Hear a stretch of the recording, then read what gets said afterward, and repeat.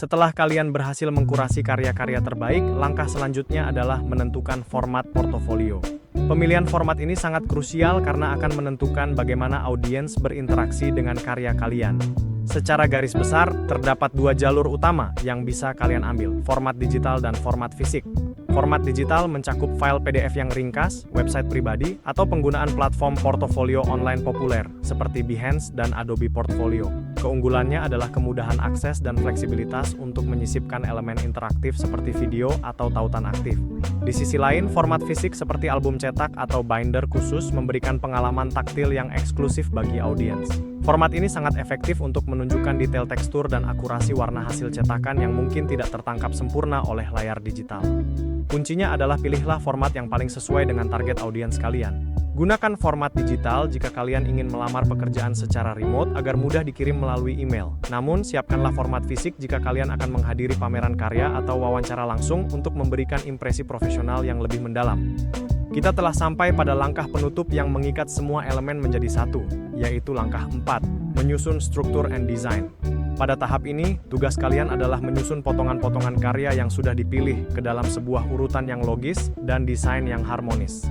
Pertama, gunakan urutan logis agar audiens bisa mengikuti narasi kalian dengan mudah.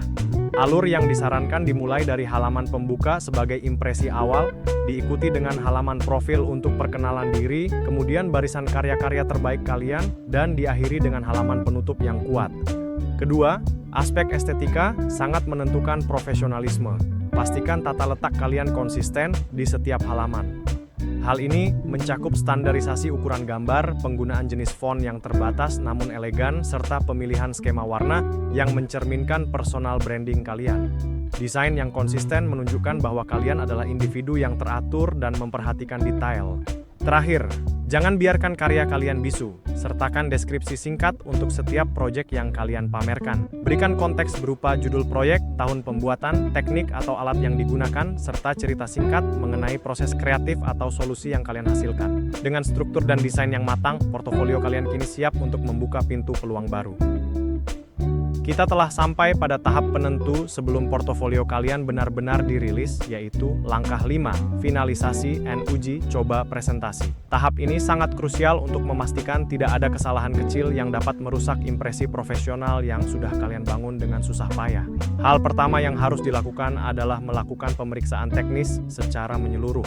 Cek kembali ejaan teks atau typo, pastikan kualitas semua gambar tajam dan tidak pecah, serta tinjau ulang konsistensi desain dari halaman pertama hingga terakhir.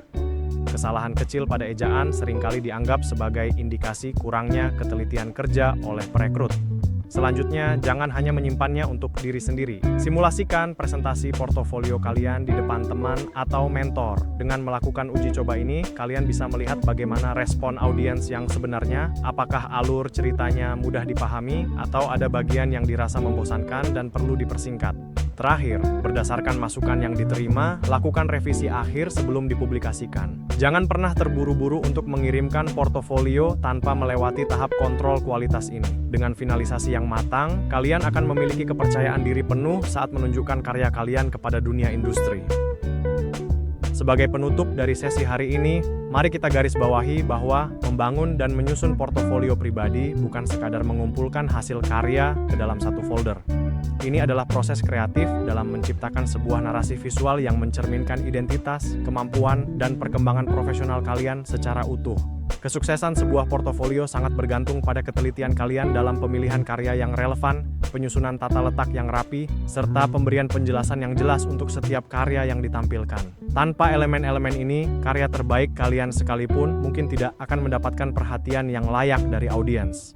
Portofolio yang dirancang secara efektif memiliki kekuatan untuk memberikan kesan positif yang mendalam kepada klien, perekrut, atau pihak manapun yang menilainya. Ingatlah bahwa dokumen ini adalah alat strategis utama kalian untuk membangun reputasi dan kredibilitas di dunia industri yang sangat kompetitif saat ini.